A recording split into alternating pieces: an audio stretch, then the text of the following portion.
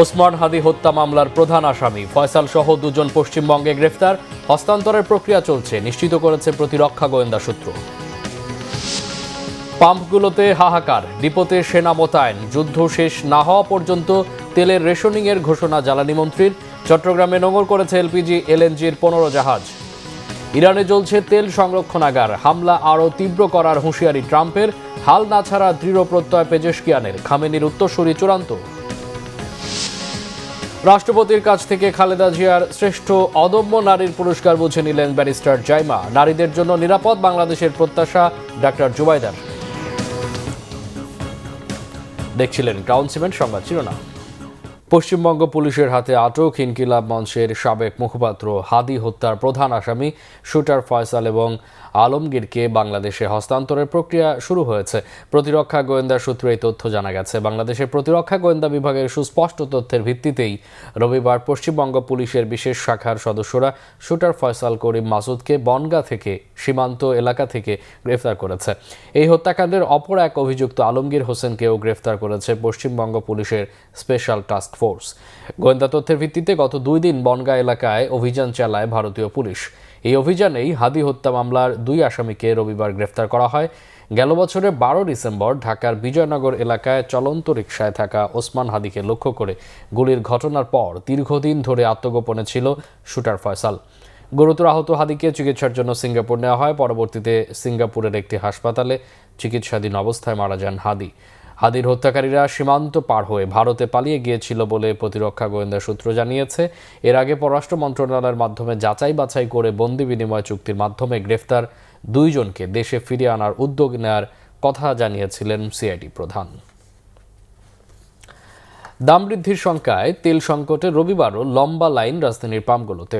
সরবরাহ না থাকায় তেল বিক্রি বন্ধ বেশ কিছু পাম্পে। সংশ্লিষ্টরা বলছেন 2 দিন তেলের ডিপো বন্ধ থাকা এবং দাম বৃদ্ধির ভয়ে গ্রাহকদের তেল কেনার প্রবণতা বেড়েছে। তবে সরবরাহ স্বাভাবিক হওয়ায় সংকট কাটবে বলে প্রত্যাশা তাদের। এদিকে আগের দামেই তেল বিক্রি চলছে পাম্পগুলোতে। নাবিল জাহাঙ্গীরের রিপোর্ট। রবিবার সকাল, তেল নেই তাই বিক্রি বন্ধ রমনা সেগুনবাগিচা এলাকার এই পাম্পটিতে। ভিন্ন চিত্র বিজয় সরণি ট্রাস্ট ফিলিং স্টেশনে। এখানে অপেক্ষমান গাড়ির লাইন 1 কিলোমিটারের বেশি লম্বা। রাজধানীর যেসব পাম্পে তেল বিক্রি চলছে সেখানেই এমন অবস্থা। তেল নিতে ঘন্টার পর ঘন্টা লাইনে দাঁড়িয়ে ক্ষুব্ধ ক্রেতাদের অভিযোগ, দাম বেড়ে গেলে বেশি লাভে বিক্রির আশায় তেল বিক্রি বন্ধ রেখেছেন পাম্প মালিকদের অনেকে। প্রায় 3 ঘন্টার কাছাকাছি ওই শাহিন কলেজ থেকে এই পর্যন্ত আসতে। রাস্তায় ট্রাফিক পুলিশদের ডিস্টার্ব, অনেক হ্যারেস হয়ে তারপরে এই পর্যন্ত এসে পৌঁছাইলাম আর কি। প্রায় 7টা পাম্প ঘুরলাম, কোনো তেল নাই। এই পাম্পে দেখতেছি যে তেল আছে, এই জন্য এইদিকে লাইনে দাঁড়ালাম। রিজার্ভে আছে গাড়ি, জানি না অফিসে যাইতে পারবো কিনা বা অফিস থেকে বাসা পর্যন্ত যাইতে পারবো কিনা। যে জায়গায় ভাড়া নিয়ে গেছি, ট্রিপ নিয়ে গেছি, সেই জায়গায় একই অবস্থা। কোনো পাম্পে আপনার তেল নাই, তেল আছে কিন্তু বন্ধ দিতেছে না। এদিকে পাম্প সংশ্লিষ্টরা বলছেন, ছুটির দিনে তেলের ডিপো বন্ধ থাকা অবস্থায় দাম বৃদ্ধির আশঙ্কায় তেল কেনা বেড়েছে, দেখা দিয়েছে সংকট। গত 2 দিন ডিপো বন্ধ থাকার কারণে এবং গাড়ির প্রচণ্ড চাপ থাকার কারণে আমাদের সরবরাহ কিছুটা বিঘ্নিত হয়েছে। আজকে আমরা অ্যাভেলেবেল তেল পাচ্ছি, সরকারের নীতিমালা অনুযায়ী আমরা তেল দিতেছি। আজকে তেল আসছে, আজকে ভরপুর তেল দিতেছি। রবিবার থেকে সরকার নির্ধারিত সীমায় তেল বিক্রি হচ্ছে পাম্পগুলোতে। মোটরসাইকেল চালকরা বলছেন 2 লিটার তেল অপর্যাপ্ত। আমাদের 1 লিটার তেল দিয়ে 30 কিলোমিটার যায়। আমরা প্রায় 100 কিলোর উপরে রাইড শেয়ার করি, প্রায় 400-500 টাকার তেল লাগে। বিশ্ববাজারে তেলের দাম বাড়লেও পাম্প ও স্টেশনগুলোতে সরকার নির্ধারিত মূল্যে আগের দামেই তেল বিক্রি হচ্ছে। নাবিল জাহাঙ্গীর, বাংলা ভিশন, ঢাকা। দেশে তেলের মজুদ বাড়ার পরও রেশনিং চালু রাখার কথা জানিয়েছেন বিদ্যুৎ ও জ্বালানি মন্ত্রী ইকবাল হাসান মাহমুদ। এদিকে জ্বালানি তেলের কৃত্রিম সংকট রোধ ও অবৈধ মজুদ ঠেকাতেই তেলের প্রধান ডিপোতে সেনাবাহিনীও মোতায়েন করা হয়েছে। রবিবার জাতীয় প্রেস ক্লাব মিলনায়তনে উত্তরাঞ্চল ছাত্র ফোরামের উদ্যোগে অনুষ্ঠানে এই তথ্য জানান তিনি। যুদ্ধ কবে শেষ হবে কেউই জানে না উল্লেখ করে মন্ত্রী সবাইকে সাশ্রয়ী হওয়ার আহ্বান জানান। যেসব জাহাজ মধ্য সমুদ্রে আছে সেগুলো আস্তে আস্তে যেন মজুদ জ্বালানিতে হাত দিতে না হয়, তাই রেশনিং চালু রাখার কথা জানিয়েছেন তিনি। যুদ্ধ পরিস্থিতিতে সরকার জ্বালানি তেলের দাম বাড়বে না এবং এ সময় সাধারণ মানুষকে আতঙ্কিত না হতে আবারও আহ্বান জানান বিদ্যুৎ ও জ্বালানি মন্ত্রী। জ্বালানি তেল মজুত করা থেকে বিরত থাকারও আহ্বান জানান তিনি। এদিকে জ্বালানি তেলের কৃত্রিম সংকট রোধ, অবৈধ মজুত ঠেকাতে দেশের বিভিন্ন জেলায় তেলের ডিপোতে সেনাবাহিনী মোতায়েন করেছে সরকার। এর মধ্যে বিভিন্ন ডিপোতে সেনাবাহিনী ও স্থানীয় প্রশাসন যৌথ অভিযান চালিয়েছে। এ বিষয়ে জারি হয়েছে সরকারি প্রজ্ঞাপন। আমরা কেউ জানি না যুদ্ধ কবে শেষ হবে, সেই জন্য সব একবারে শেষ করার চেয়ে চলার মতো ব্যবস্থা করে যদি আমরা চলি, তাহলে আমরা দীর্ঘদিন চলতে পারবো। ইরান, যুক্তরাষ্ট্র ও ইসরায়েলের মধ্যে সংঘাত শুরুর আগে এলপিজি এলএনজি নিয়ে রওনা দেওয়া 12টি সহ মোট 15টি জাহাজ নোঙর করেছে চট্টগ্রাম বন্দরে। চট্টগ্রাম বন্দর কর্তৃপক্ষ জানিয়েছে এরই মধ্যে 12টি জাহাজ বন্দরে নোঙর করেছে। বাকি জাহাজগুলো আগামী শুক্রবারের মধ্যেই পৌঁছাবে। বন্দর কর্তৃপক্ষের সচিব মোহাম্মদ রেফায়েত হামিম জানিয়েছেন, ইরান যুদ্ধের আগে নৌপথ হরমুজ প্রণালী পেরিয়ে আসে এই জাহাজগুলো। এসব জাহাজে এলএনজি, এলপিজি সহ শিল্পের কাঁচামাল রয়েছে। জাহাজগুলো মধ্যপ্রাচ্যের বিভিন্ন বন্দর থেকে বাংলাদেশে এসেছে। বর্তমানে জাহাজগুলো ধাপে ধাপে চট্টগ্রাম বন্দরে পৌঁছাচ্ছে এবং সেখান থেকেই পণ্য খালাসের কার্যক্রম চলছে। এসব জাহাজে সব মিলিয়ে 7 লাখ টন পণ্য রয়েছে বলে নিশ্চিত করেছে বন্দর সংশ্লিষ্টরা।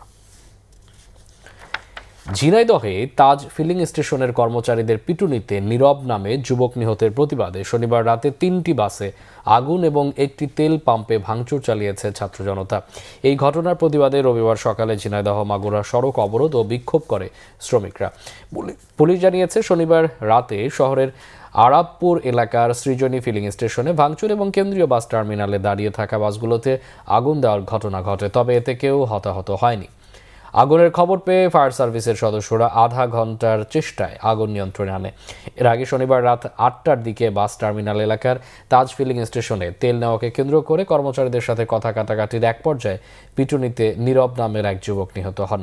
ঘটনার তদন্ত শুরু করেছে পুলিশ। এরই মধ্যে জিজ্ঞাসাবাদের জন্য তাজ ফিলিং স্টেশনের 3 কর্মচারীকে আটক করেছে পুলিশ। ইসরায়েল আর যুক্তরাষ্ট্রের হামলায় জ্বলছে ইরানের তেল সংরক্ষণাগার। হামলা আরও তীব্র করার হুঁশিয়ারি দিয়েছেন মার্কিন প্রেসিডেন্ট ডোনাল্ড ট্রাম্প। এতেও হাল না ছাড়ার দৃঢ় প্রত্যয় জানিয়েছেন ইরানের প্রেসিডেন্ট মাসুদ পেজিশকিয়ান। হামলার টার্গেটে পড়েছে বিশুদ্ধ পানির উৎস। ইরানে পানির বিশুদ্ধকরণ প্ল্যান্টে যুক্তরাষ্ট্রের হামলার 24 ঘন্টা না যেতেই প্রতিশোধের পাল্টা আঘাতে ক্ষতিগ্রস্ত হয়েছে বাহরাইনের একই ধরনের অবকাঠামোতে। এতে বিশুদ্ধ পানির সংকটে দেশটির 30টি গ্রামের বাসিন্দারা। ইরানে হামলা চালিয়ে 1300-র বেশি আর লেবাননে অন্তত 400 নাগরিককে হত্যা করেছে যুক্তরাষ্ট্র ইসরায়েলি বাহিনী। এছাড়া সৌদি আরবে এক হামলায় নিহত হয়েছে অন্তত 2 জন। এর মধ্যে নতুন সর্বোচ্চ নেতা ঠিক করেছে ইরান, তবে এখনও হয়নি নাম ঘোষণা। শহীদ আরাফাতের ডেস্ক রিপোর্ট। কালো ধোঁয়ায় ছেয়ে গেছে পুরো আকাশ। ভয়াবহ আগুনে জ্বলছে তেহরানের তেলের ডিপোগুলো। সময়ের সাথে সাথে বাড়ছে আগুনের তীব্রতা। আগুন ছড়িয়ে পড়েছে প্রতিটি রাস্তার মোড়ে মোড়ে। যুদ্ধের নবম দিনে ইসরায়েল ও যুক্তরাষ্ট্রের হামলায় এভাবেই আগুন জ্বলছে ইরানের রাজধানী তেহরানের শেহরান তেলের ডিপো সহ আশেপাশের স্থাপনাগুলো। জ্বালানি ভাণ্ডার এবং সংশ্লিষ্ট স্থাপনাগুলোতে হামলার দায় স্বীকার করে ইসরায়েলি বাহিনী জানিয়েছে, অবকাঠামোগুলোর সাথে ইরানের সশস্ত্র বাহিনীর সম্পর্ক রয়েছে। ইরানে হামলা চালিয়ে এরই মধ্যে যুক্তরাষ্ট্র ও ইসরায়েল জোট 1350-র বেশি নাগরিককে হত্যা করেছে। ইরান ছাড়াও লেবাননের রাজধানী বৈরুত সহ বিভিন্ন শহরে হিজবুল্লাহ গেরিলাদের লক্ষ্য করে চলছে ইসরায়েলিদের মিসাইল ও ড্রোন হামলা।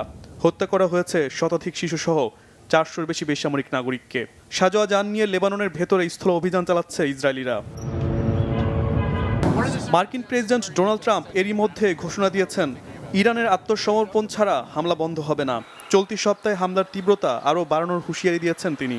ইরান যুদ্ধে যুক্তরাজ্যের যোগ দেওয়ার প্রস্তাব নাকচ করে দিয়েছেন মার্কিন প্রেসিডেন্ট। বলেছেন, যুক্তরাষ্ট্র এরই মধ্যে যুদ্ধ জয় পেয়েছে, তাই কারোর সহায়তা আর দরকার নেই। তবে এই হুমকি আর হুঁশিয়ারিকে তোয়াক্কা না করে পাল্টা জবাব দিয়ে যাচ্ছে ইরান। সৌদি, কুয়েত, কাতার ও বাহরাইন সহ রবিবার ও মধ্যপ্রাচ্যের বিভিন্ন দেশে মার্কিন ঘাঁটি সহ নানা স্থাপনায় কয়েক দফায় হামলা চালায় ইরান। সংযুক্ত আরব আমিরাতে নিহত বেড়ে দাঁড়িয়েছে 4 জনে। কুয়েতে ড্রোন ভূপাতিত করার দাবি তুলেছে দেশটির প্রতিরক্ষা মন্ত্রণালয়। বাহরাইনের একটি পানি বিশুদ্ধকরণ কেন্দ্রে ইরানের ড্রোন হামলার পর 30টি গ্রাম ক্ষতিগ্রস্ত হয়েছে। পানির সংকটের শঙ্কার কথা জানিয়েছে দেশটির স্বরাষ্ট্র মন্ত্রণালয়। ইসরায়েলের বিভিন্ন শহর লক্ষ্য করে রবিবার সকাল থেকে চলছে হামলা। এতে আহত হয়েছে বেশ কয়েকজন। আগুন ধরে যায় বেশ কয়েকটি ভবনে। ভয় দেখিয়ে আর চাপে ফেলে ইরানকে দমিয়ে রাখা যাবে না বলে সাফ জানিয়ে দিয়েছেন ইরানের প্রেসিডেন্ট মাসুদ পেজিশকিয়ান। অভিযোগ করেন মধ্যপ্রাচ্যের দেশগুলোর মধ্যে বিভাজনের চেষ্টা করছে ইসরায়েল, আর মার্কিনী ও ইসরায়েলিদের সেই স্বপ্ন কখনোই বাস্তবায়ন হবে না বলে জানান মাসুদ পেজিশকিয়ান। প্রতিবেশী দেশগুলোতে অনিচ্ছাকৃত হামলার জন্য শনিবার দুঃখ প্রকাশ করলেও এখনও সেসব দেশে বন্ধ হয়নি ইরানের হামলা। যুদ্ধের মাঝেই ইরানের সর্বোচ্চ নেতা নির্বাচন করা হয়েছে, তবে এখনও আনুষ্ঠানিকভাবে নাম ঘোষণা করেনি তেহরান। ইরানের সরকার পরিবর্তনে ইসরায়েল ও যুক্তরাষ্ট্রের হস্তক্ষেপের সমালোচনা করেছে চীন। তেহরানের সার্বভৌমত্বের প্রতি সম্মান দেখিয়ে দ্রুত মধ্যপ্রাচ্যে সামরিক অভিযান বন্ধের আহ্বান জানায় Beijing. Shahid Arafat, Bangla Vision, news desk. গণতন্ত্রের অগ্রযাত্রায় অসামান্য অবদানের জন্য শ্রেষ্ঠ অদম্য নারী পুরস্কারে ভূষিত হয়েছেন সাবেক প্রধানমন্ত্রী ও প্রয়াত বিএনপি চেয়ারপারসন বেগম খালেদা জিয়া। রাজধানীর ওসমানী স্মৃতি মিলনায়তনে বেগম খালেদা জিয়ার নাতনি ব্যারিস্টার জাইমা রহমানের হাতে এই পুরস্কার তুলে দেন রাষ্ট্রপতি মোহাম্মদ শাহাবুদ্দিন। 5 ক্যাটাগরিতে আরও 5 নারীকে দেওয়া হয়েছে অদম্য নারী সম্মাননা। রাষ্ট্রপতি অদম্য নারীদের হাতে সম্মাননা তুলে দেন। রাষ্ট্রপতি বলেন, স্বাধীনতার ঘোষক শহীদ রাষ্ট্রপতি জিয়াউর রহমান নারীর রাজনৈতিক ও অর্থনৈতিক ক্ষমতায়নের ভিত্তি স্থাপন করে গেছেন। নারী অধিকারকে শক্তিশালী ও সময়োপযোগী রূপ দেন বেগম খালেদা জিয়া। আরও জানাচ্ছেন জাহাঙ্গীর আকন্দ। বেগম খালেদা জিয়া বাংলাদেশের প্রথম নারী প্রধানমন্ত্রী। বেগম খালেদা জিয়া অন্যায় অত্যাচারের বিরুদ্ধে আর বাংলাদেশের মানুষের অধিকার আদায়ের এক আপোষহীন সংগ্রামীর নাম। মুসলিম বিশ্বের দ্বিতীয় এবং বাংলাদেশের প্রথম নারী প্রধানমন্ত্রী বেগম খালেদা জিয়া রাষ্ট্র ক্ষমতায় থেকে এবং ক্ষমতার বাইরে সবসময়ই সোচ্চার ছিলেন গণতন্ত্র, নারীর ক্ষমতায়ন, নারী শিক্ষা এবং নারীর অধিকার নিয়ে। নারী শিক্ষা বিস্তার সহ নারীর ক্ষমতায়নে রেখে গেছেন অসামান্য অবদান। নিজের জীবনের চেয়েও গণতন্ত্র ও নারীর অধিকার আদায়ে এই সংগ্রামী মহিষী গণতন্ত্রের অগ্রযাত্রায় অসামান্য অবদানের জন্য ভূষিত হয়েছেন শ্রেষ্ঠ অদম্য নারী পুরস্কারে। রাজধানীর ওসমানী স্মৃতি মিলনায়তনে বেগম খালেদা জিয়ার নাতনি ব্যারিস্টার জাইমা রহমানের হাতে এ পুরস্কার তুলে দেন রাষ্ট্রপতি মোহাম্মদ শাহাবুদ্দিন।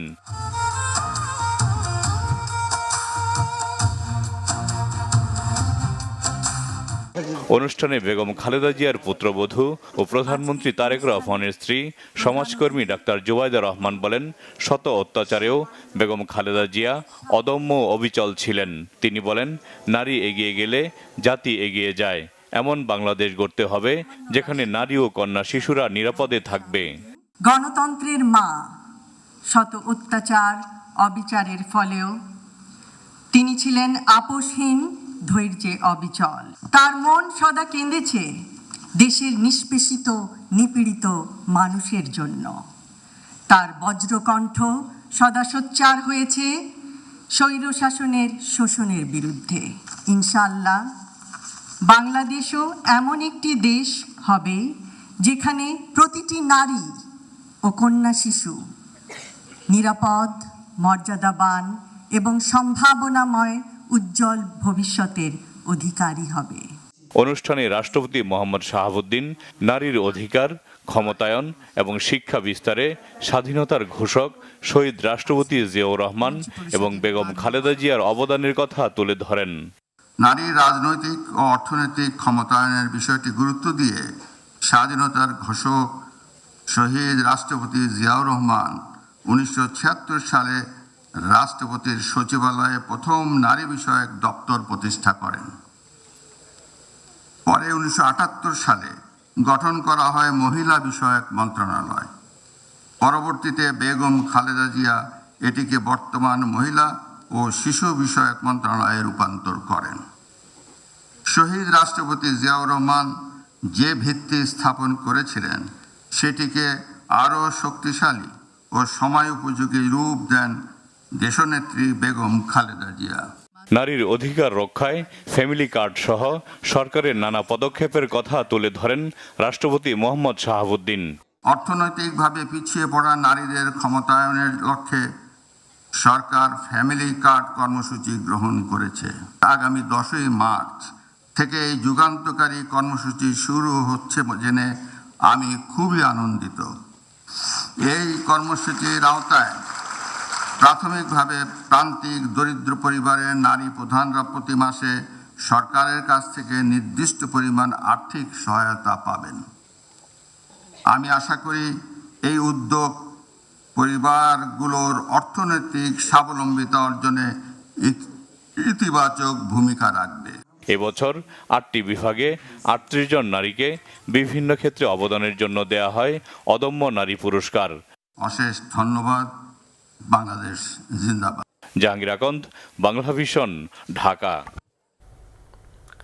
গুম খুনের জন্য অনুশোচনার বদলে শেখ হাসিনা বিদেশে বসে দেশকে ক্রমাগত অস্থিতিশীল করার চেষ্টাকে ফৌজদারি অপরাধ বলছেন বিএনপি মহাসচিব। স্থানীয় সরকার মন্ত্রী মির্জা ফখরুল ইসলাম আলমগীর বলেন, গুমের শিকার পরিবারগুলোকে সরকারের তরফ থেকে ভাতা দেয়া জরুরি। জানান এ ব্যাপারে প্রধানমন্ত্রীকে চিঠি লিখবেন তিনি। আহমেদ সরোয়ারের রিপোর্ট। আজকের এই ঐতিহাসিক মুহূর্তকে আন্তর্জাতিক নারী দিবস উপলক্ষে মায়ের ডাক চলচ্চিত্রের উদ্বোধনী অনুষ্ঠানের আয়োজন করা হয় বাংলাদেশ ফিল্ম আর্কাইভ মিলনায়তনে। উদ্বোধন করে বিএনপি মহাসচিব এবং স্থানীয় সরকার মন্ত্রী মির্জা ফখরুল ইসলাম আলমগীর বলেন, পুরো সংগ্রামে মায়ের ডাকের সাহসীরা তাকে অনুপ্রেরণা দিয়েছেন, তাই তিনি সবসময় তাদের স্মরণ করেন। তিনি জানেন কিভাবে তারা এককভাবে লড়াইটা করেছেন। আমরা বিভিন্ন জায়গায় বিভিন্ন ভাতা দিচ্ছি, অথচ এই পরিবারগুলোকে তাদের সন্তানগুলোকে মানুষ করবার জন্যে, বেঁচে থাকবার জন্যে, ভালোভাবে একটু জীবনযাপন করবার জন্যে আমরা এখন পর্যন্ত কিন্তু কোনো উদ্যোগ গ্রহণ করিনি। আমি মাননীয় প্রধানমন্ত্রীর কাছে একটা চিঠি লিখব যে আমাদের এই পরিবারগুলোকে সরকারের তরফ থেকে ভাতা দেওয়াটা অত্যন্ত জরুরি। তাদের ভবিষ্যৎ, এটা তাদের প্রাপ্য। আজকে আমরা নির্বাচন করেছি, কেউ মন্ত্রী হয়েছি, কেউ এমপি হয়েছি, কেউ বড় বড় চাকরি করছি, আমাদের সচিব মহোদয় এখানে আছেন, সবাই আমরা ছবি তৈরি করছি, কিন্তু যারা এর জন্যে চলে গেছে তারা কিন্তু তাদের সন্তানরা একটা অনিশ্চিত ভবিষ্যতের মধ্যে পড়ে আছে। অন্তত এইটুকু বোধহয় আমরা করতে পারি যে তাদের ভবিষ্যৎটাকে একটু সুন্দর করার চেষ্টা করতে পারি, তাহলেই আমাদের সরকারে আসাটা সার্থক হবে, তা না হলে হবে না বলে আমি মনে করি। গুম খুন নিয়ে বিগত সরকার প্রধানের কোনো ধরনের অনুশোচনা না থাকার সমালোচনা করেন মির্জা ফখরুল। সবচেয়ে খারাপ লাগে কোথায় জানেন? যে আজকে সেই ফ্যাসিস্ট মহিলা বিদেশে বসে এতটুকু অনুশোচনা নেই, এই সমানে বাংলাদেশকে আরো অস্থিতিশীল করার চেষ্টা করছেন, যেটাকে আমি মনে করি যে একটা ক্রিমিনাল অফেন্স, যেটা মানবতার বিরুদ্ধে একটা অফেন্স। অনুষ্ঠানে তথ্য প্রতিমন্ত্রী ইয়াসের খান চৌধুরী বলেন, বাংলাদেশের ইতিহাসে আর যেন কোনো গুমের ঘটনা না ঘটে।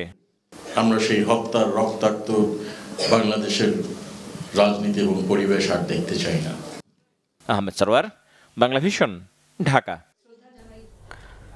স্বরাষ্ট্রমন্ত্রী সালাউদ্দিন আহমদ জানিয়েছেন, সন্ত্রাসী বিরোধী আইনে কার্যক্রম নিষিদ্ধ থাকা দলটির ব্যাপারে সজাগ রয়েছে আইনশৃঙ্খলা বাহিনী। সব বিচ্ছিন্ন ঘটনাকে মবের সাথে মেলানো ঠিক নয় বলেও মন্তব্য তার। আইনশৃঙ্খলা বিষয়ক সভা শেষে একথা জানান তিনি। মন্ত্রী জানান, জ্বালানি তেলের সংকট থাকায় এবার ঈদ ও 26শে মার্চের আয়োজনে আলোকসজ্জা থাকবে না। রিপোর্ট রিশান আস্ট্রুলার। ঈদ উল ফিতর এবং স্বাধীনতা দিবসের আইনশৃঙ্খলা পরিস্থিতি নিয়ে রবিবার সচিবালয়ে পর্যালোচনা সভা করেন স্বরাষ্ট্রমন্ত্রী। বৈঠকে আলোচনা হয় জ্বালানি সংকট ও দেশের চলমান পরিস্থিতি নিয়ে। বৈঠক শেষে স্বরাষ্ট্রমন্ত্রী জানান, ঈদকে ঘিরে জনভোগান্তি কমাতে সরকারের প্রস্তুতির কথা। জ্বালানি তেলের কম সরবরাহের বিষয়টি বিবেচনায় আলোকসজ্জা নিয়ন্ত্রণ করবে সরকার। স্বাধীনতা এবং জাতীয় দিবস উদযাপনের ক্ষেত্রে আমরা ঐতিহ্যগতভাবে আলোকসজ্জা করে থাকি। এইবার একটা গুরুত্বপূর্ণ সিদ্ধান্ত হয়েছে উদ্ভূত পরিস্থিতিতে এবং যাতে ফুয়েল ক্রাইসিস না হয় এবং কৃচ্ছতা সাধন করতে পারি, সেজন্য আমরা সিদ্ধান্ত নিয়েছি এবার দেশব্যাপী এই দিবস উপলক্ষে কোনো আলোকসজ্জা করা হবে না। এটা একটা গুরুত্বপূর্ণ সিদ্ধান্ত। আর যাতে নিরাপত্তা নিশ্চিত করতে পারা যায় সব দিকে সবাই সেটার ব্যাপারে আন্তরিক হন। সংশ্লিষ্ট সকল দপ্তর, মন্ত্রণালয় এবং জনসাধারণ সবারই আমরা সহযোগিতা কামনা করেছি। সাংবাদিকদের প্রশ্নের জবাবে মন্ত্রী বলেন, নিষিদ্ধ সংগঠনের দিকে নজর রাখছে আইন শৃঙ্খলা বাহিনী। সব ঘটনাকে মব বলায় দ্বিমত তার। সমস্ত বিষয়গুলোকে মবের সাথে তুলনা করলে হবে না। কিছু কিছু বিচ্ছিন্ন ঘটনা আছে। এখন আমরা অবশ্যই মবের বিষয়ে সিরিয়াস এবং মব কালচার বাংলাদেশে বিলুপ্ত হবে। যাদের রাজনৈতিক কার্যক্রম বিধিনিষেধ আছে সন্ত্রাস বিরোধী আইনের অধীনে, তারা বিভিন্ন সময় বিভিন্ন রাজনৈতিক কর্মসূচি পালনের জন্য ঘোষণা দিয়ে থাকে, তবে দৃশ্যমান কিছু তো দেখি না। দুই একটা এরকম বিচ্ছিন্ন ঘটনা হলে সেটা পুলিশ অ্যাড্রেস করবে। এবারের ঈদে পোশাক খাতে বেতন ভাতা নিয়ে অরাজকতা হবে না বলেও আশা স্বরাষ্ট্রমন্ত্রীর। মেয়েকে। রিশাদ নাসরুল্লাহ, বাংলা ভিশন, ঢাকা। পরে তদন্তে দেখা গেল তার সাথে। বিএনপির স্থায়ী কমিটির সদস্য প্রধানমন্ত্রীর রাজনৈতিক উপদেষ্টা মির্জা আব্বাস বলেছেন, দেশে কোনো ধরনের অরাজকতা বা বিশৃঙ্খলা সৃষ্টি না করে সরকারকে কাজ করার সুযোগ দিতে হবে। তিনি বলেন, যারা সরকার পতনের জন্য বিভিন্নভাবে উস্কানি দিচ্ছেন তাদের এখন ধৈর্য ধারণ করতে হবে এবং দেশের স্থিতিশীলতার কথা ভাবতে হবে। রবিবার সন্ধ্যায় রাজধানীর কাকরাইল ইনস্টিটিউট অফ ইঞ্জিনিয়ার্স বাংলাদেশে আয়োজিত এক ইফতার মাহফিলে প্রধান অতিথির বক্তব্যে তিনি এসব কথা বলেন। মির্জা আব্বাস বলেন, 18 বছর পর গণতান্ত্রিকভাবে দেশে সরকার এসেছে। বিগত 2 সরকারের দায় দায়িত্ব বর্তমান সরকারের উপর চাপিয়ে না দেওয়ার আহ্বান জানান তিনি। মির্জা আব্বাস আরও বলেন, এক শ্রেণীর ছেলে পেলে বাসার ইট খুলে নিয়ে যাওয়ার কথা বলছে, তবে এ কাজ করতে গেলে হাত ভেঙে যেতে পারে, এমন মন্তব্য করেন প্রধানমন্ত্রীর রাজনৈতিক উপদেষ্টা মির্জা আব্বাস। এক শ্রেণীর ছেলেমেয়ের মুখ দিয়ে কথা বেরিয়েছে, বাসা ইট খুলে নিয়ে আসবো। শুনছেন, দেখছেন না আপনারা? সোশ্যাল মিডিয়া দেখবেন। ভাই, এগুলো তো রাজমিস্ত্রির কাজ, এগুলো তো শ্রমিকের কাজ। ইট খুলে নিয়ে আসার জন্য আপনাদের মতো দামি শ্রমিকের প্রয়োজন নেই। আমাদের শ্রমিক আছে, আপনারা ইট খুলতে যাবেন না, কারণ হাতটা ভেঙে যেতে পারে। তো দয়া করে কোন রকম সমস্যা তৈরি করেন না, দেশের মধ্যে কোনো রকম অরাজকতা সৃষ্টি করেন না। নতুন সরকার 18 বছর পর একটা সরকারকে সৃষ্টি গণতান্ত্রিকভাবে কাজ করতে দেন। সংবাদ শেষ করব ক্রাউন সিমেন্ট শিরোনামগুলো আরেকবার জানিয়ে। ওসমান হাদি হত্যা মামলার প্রধান আসামি ফয়সাল সহ 2 জন পশ্চিমবঙ্গে গ্রেফতার। হস্তান্তরের প্রক্রিয়া চলছে, নিশ্চিত করেছে প্রতিরক্ষা গোয়েন্দা সূত্র। পাম্পগুলোতে হাহাকার, ডিপোতে সেনা মোতায়েন। যুদ্ধ শেষ না হওয়া পর্যন্ত তেলের রেশনিংয়ের ঘোষণা জ্বালানি মন্ত্রীর। চট্টগ্রামে নোঙর করেছে এলপিজি এলএনজির 15 জাহাজ। ইরানে জ্বলছে তেল সংরক্ষণাগার, হামলা আরও তীব্র করার হুঁশিয়ারি ট্রাম্পের। হাল না ছাড়ার দৃঢ় প্রত্যয় পেজেশকিয়ানের। খামেনির উত্তরসূরি চূড়ান্ত। রাষ্ট্রপতির কাছ থেকে খালেদা জিয়ার অদম্য নারী শ্রেষ্ঠ পুরস্কার বুঝে নিলেন ব্যারিস্টার জাইমা। নারীদের জন্য নিরাপদ বাংলাদেশের প্রত্যাশা ডাক্তার জুবাইদার। এই ছিল এখনকার মতো। পরে সংবাদ সকাল 7:30টায় দেখার আমন্ত্রণ রইল। এছাড়া বাংলা ভিশন সংবাদ ও সংবাদ সংশ্লিষ্ট অনুষ্ঠান দেখতে ভিজিট করুন www.bvnews24.com ও facebook.com/banglavisionnews এবং সাবস্ক্রাইব করুন youtube.com/banglavisionnews। এতক্ষণ সাথে থাকায় অসংখ্য ধন্যবাদ।